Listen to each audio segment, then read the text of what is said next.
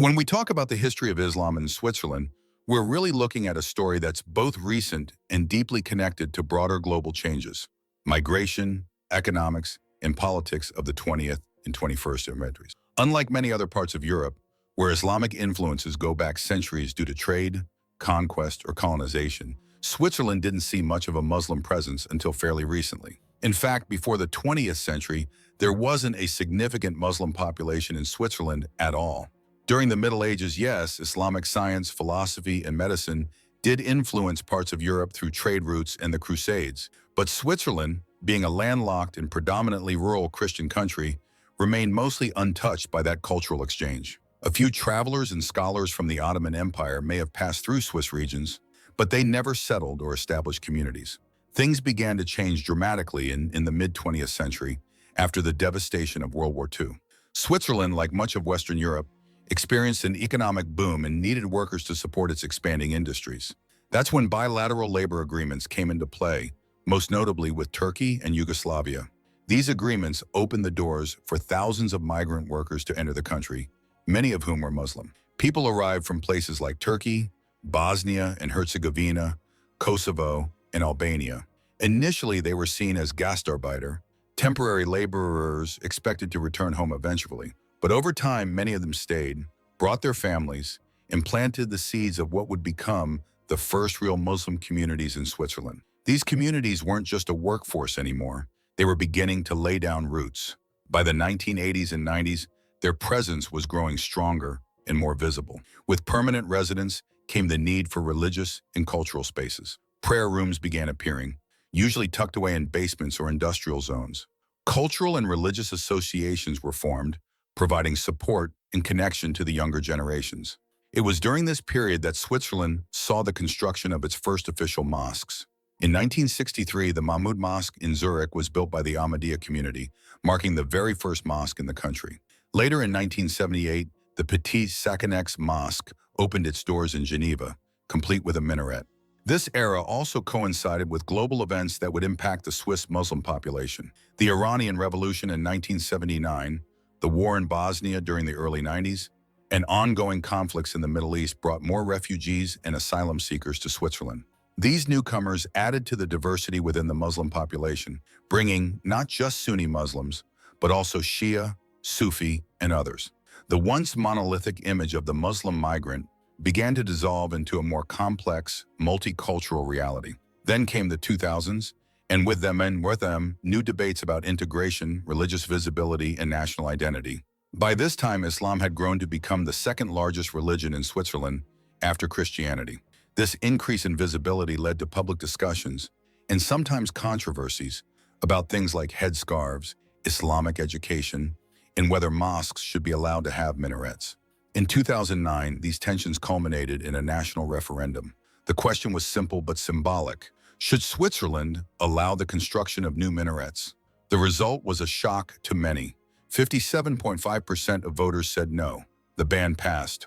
Only 4 minarets that had already been built were allowed to remain. This decision triggered criticism across Europe and the Muslim world. For many Muslims in Switzerland, it felt like more than just an architectural restriction. It was a message that their place in Swiss society was still up for debate.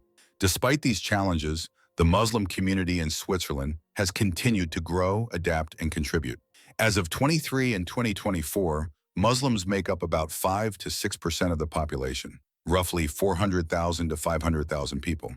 They come from all corners of the world: Bosnia, Turkey, Albania, Somalia, the Arab world, and even Switzerland itself through native converts. Interestingly, the majority of Swiss Muslims today are secular or moderately religious. They live mostly in urban areas like Zurich, Geneva, Basel, Bern, and Lausanne. Switzerland has over 200 prayer spaces, though most are modest and located in discrete settings. Only the 4 minarets built before 2009 still stand as visible symbols of Islam in the country. Efforts continue to promote understanding and interfaith dialogue. There are active Muslim organizations working toward recognition of Islam as a public religion, similar to the way Catholic and Protestant churches are officially recognized. The hope is to ensure access to religious education, pastoral care, and state-level support, not just for Muslims, but for the values of coexistence and equality. In summary, the journey of Islam in Switzerland began with labor and necessity, grew through community and resilience, and now stands at the crossroads of visibility and acceptance.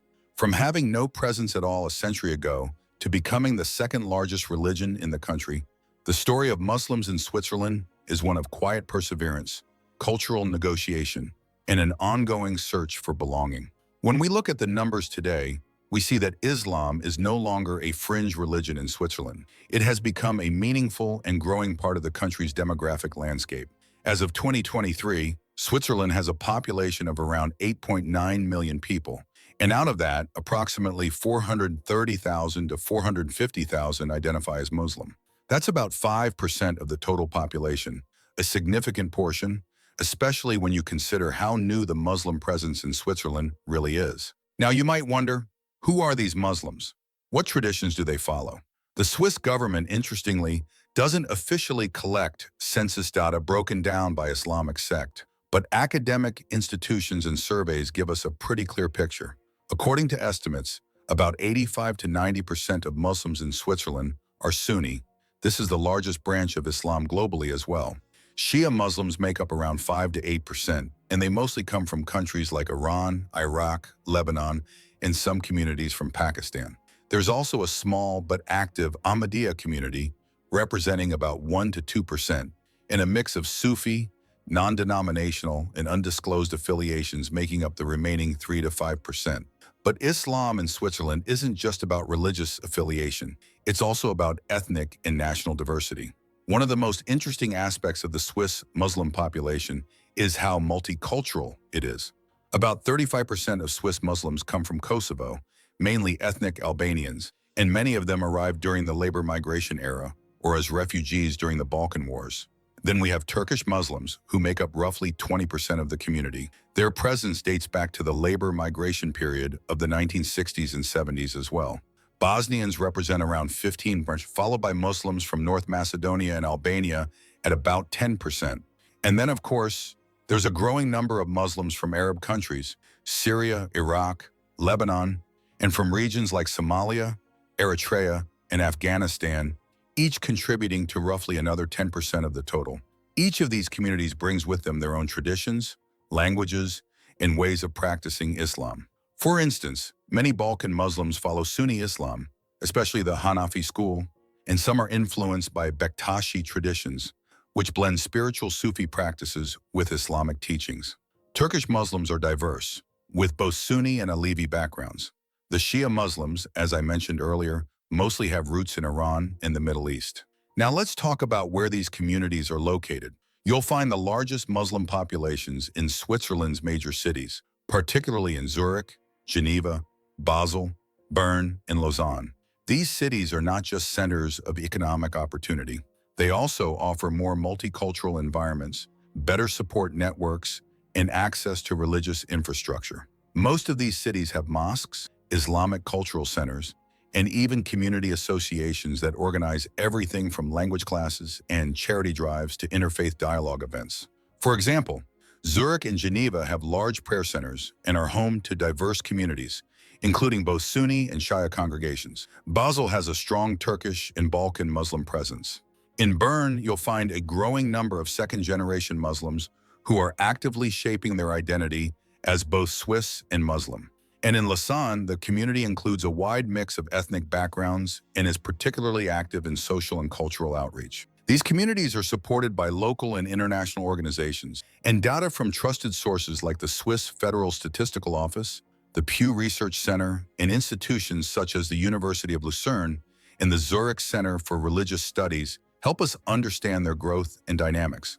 Despite facing challenges, which we'll explore later, Muslims in Switzerland today are becoming more visible, more organized, and more engaged with the wider society. So while Islam in Switzerland began as a migrant story, it has evolved into a story of diversity, adaptation, and resilience.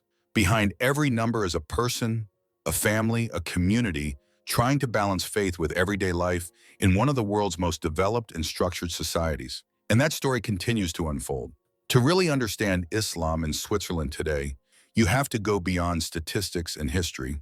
You have to look at the daily lives of Muslims who live, work, study, and raise families across Swiss cities and towns. And what you'll find is a picture of people who are incredibly diverse, navigating between their religious and cultural traditions and their Swiss identity. Muslims in Switzerland come from many different countries: Kosovo, Turkey, Bosnia, Syria, Somalia, and beyond. This diversity shows up in the way they pray, cook, dress, and even speak. Yet despite all these differences, most share similar rhythms of daily life with their Swiss neighbors. They wake up early, take the tram to work or school, go grocery shopping, help their kids with homework, and in between, they find time to practice their faith. For many Muslims, religion is something private. They pray 5 times a day, often at home or in small prayer rooms rather than large public mosques. On Fridays, the day of communal prayer, they gather in mosques or rented halls, especially in big cities like Zurich and Geneva. During Ramadan, you'll find Muslim families fasting from sunrise to sunset, then coming together at night for warm iftar meals. Children might attend weekend Quran schools or Islamic studies classes, and halal food is widely available in urban centers, whether from a neighborhood butcher or a specialized aisle at the grocery store. At the heart of Muslim life in Switzerland is family. Family meals are a daily ritual, and weekends often mean extended family visits or community events. Cultural associations play a big role too. They organize language classes, cooking courses, youth workshops, and support groups for refugees or single parents. Many families work hard to maintain their cultural roots, whether Albanian, Turkish, Arab, or African, while also embracing Swiss customs and values. In terms of work and education, Muslims are active in all sectors of Swiss society. Adults can be found working in construction, public transport, IT, healthcare, education, and retail.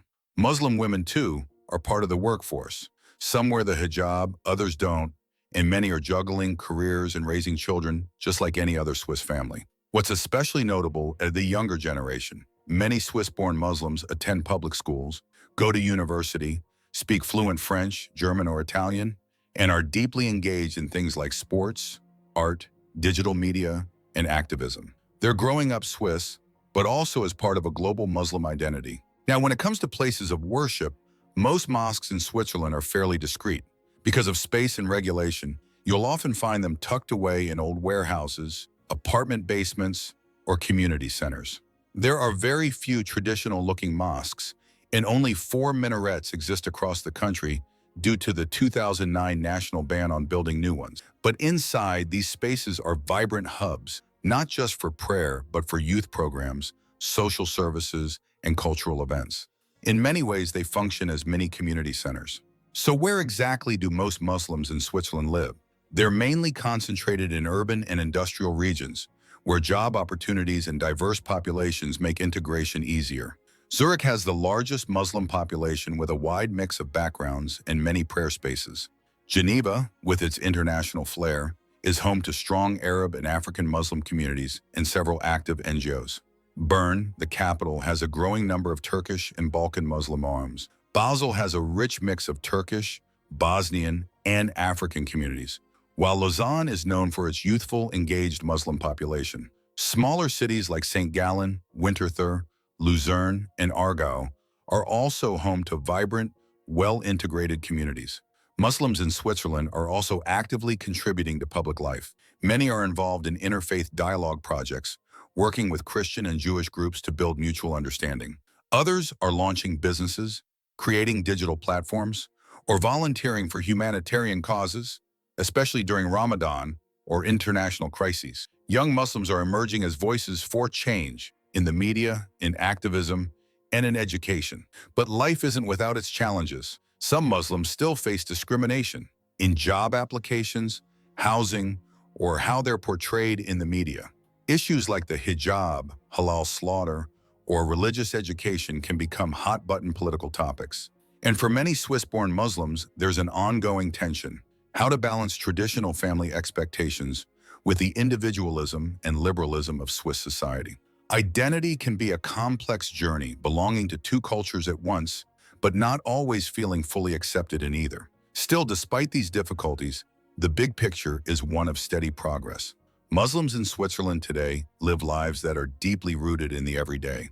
They work, raise families, build communities, and contribute to Swiss society, all while maintaining their connection to faith and culture. And as younger generations come of age, more confident in both their Swiss identity and their Muslim heritage, they are helping to shape a more inclusive future for everyone. While Muslims in Switzerland are generally well integrated and live peacefully across the country, it's important to also talk about the challenges they face, because behind the scenes of daily life, there are real issues that shape the experience of being Muslim in a largely secular, Christian-influenced society. These problems are not the same for everyone. They vary depending on ethnic background, level of religiosity, and whether someone is an immigrant or Swiss-born, but they share common themes of misunderstanding, exclusion, and underrepresentation. Let's start with one of the biggest and most persistent issues: discrimination and Islamophobia. In Swiss society, public stereotypes about Muslims are still widespread. Even though the vast majority of Muslims are peaceful, secular, and committed to Swiss life, they're often unfairly associated with extremism, especially in times of global tension. Media coverage and political rhetoric can reinforce these negative associations, especially that around election periods or after incidents abroad. This creates an atmosphere of suspicion, even when there's no basis for it. The discrimination doesn't stop at perception. It plays out in everyday situations. For example, Muslim-sounding names or visible signs of religious identity, like the hijab, can be barriers to employment and housing. Some landlords may hesitate to rent to Muslim families, and some employers pass over resumes simply because of a name. A study by the University of Neuchâtel found that applicants with Muslim names receive 30 to 40% fewer callbacks than their Swiss-sounding counterparts. That's not just numbers, that's thousands of missed opportunities and quiet rejections that add up over time. And then there's the debate around headscarves and Islamic dress. While there's no nationwide hijab ban, several cantons, such as Ticino and St. Gallen, have introduced bans on full-face coverings like the niqab or burqa. In some schools and public services, Muslim girls are subtly or directly pressured to remove their headscarves, especially in conservative areas. This can be particularly difficult for second-generation Swiss Muslims who are trying to live between two identities: their family's traditions and the secular values of Swiss society. That clash often leads to internal conflict, especially for girls who are just trying to express their identity and beliefs. Another key issue is that Islam is still not officially recognized as a public religion in Switzerland. While the Catholic and Protestant churches enjoy legal recognition, access to state funding, and integration into schools and the military, Islam has no such privileges. That means no state-supported Islamic religious education in schools, no regular Muslim chaplaincy in the military or prisons, though there are a few pilot projects, and no public funding for mosques. Most Muslim communities rely on private donations to sustain their religious and cultural activities. And when that money comes from abroad, it often raises suspicion, creating a lose-lose situation. This lack of formal recognition also impacts young Muslims, many of whom face an identity crisis. They grow up in a liberal Western culture while also carrying the expectations of their immigrant parents. For some, this creates generational tension within families. Questions about language, lifestyle, dress, and religious practice. Others feel like they're stuck between two worlds, not fully accepted as Swiss, but also distant from their parents' cultures. This often leads to feelings of exclusion or confusion. Some young people respond by becoming more religious, turning to Islam for structure and identity. Others reject religion entirely in an attempt to fit in. Both responses can create friction at home. And then we have political campaigns and national votes that have directly impacted Muslims. In 2009, the Swiss population voted to ban the construction of new minarets, even though only a handful existed. The vote passed with nearly 58% support. Then, in 2021, another referendum banned face coverings in public spaces, even though fewer than 100 women in the country actually wore the niqab or burqa. These referendums weren't really about policy, they were symbolic messages. And for many Muslims, those messages were clear: you're not fully welcome here. That sentiment is often stoked by far-right populist parties, especially the Swiss People's Party, or SVP. Their campaigns have included posters showing minarets drawn like missiles, or women in burqas, next to slogans implying a threat to national identity. These kinds of visuals may win votes, but they also spread fear, polarize communities, and deepen the divide between Muslims and the broader public, even when facts show that Swiss Muslims are law-abiding, peaceful, and actively engaged in society. And finally, one of the more invisible but deeply important issues is the lack of representation. Very few Muslims in Switzerland hold positions of power or influence. They're underrepresented in politics, media, and academia, which means that decisions are often made about them, not with them. This absence from public life also contributes to misunderstandings and a lack of nuance in national debates around religion, culture, and integration. Swiss Muslims are part of the society, but their voices are still missing in too many of its conversations. So when we talk about the Muslim experience in Switzerland, we have to see the full picture. It's not just about peaceful coexistence and daily routines. It's also about barriers, misunderstandings, and a continuing fight for recognition. The challenges are real, but so are the efforts to overcome them. And as new generations grow up more confident in who they are, both Swiss and Muslim, there's hope that these problems will no longer define their future. If you found this video informative and eye-opening, don't forget to like, share, and most importantly, subscribe to the channel for more in-depth content like this. Islam in Switzerland is a story of diversity, resilience, and evolving identity, and understanding it is key to building a more inclusive society. Let us know your thoughts in the comments below, whether you have a question, a story to share, or just want to join the conversation. The more we talk, the more we learn. Thanks for watching, and stay tuned for more powerful stories that challenge assumptions and bring people closer together.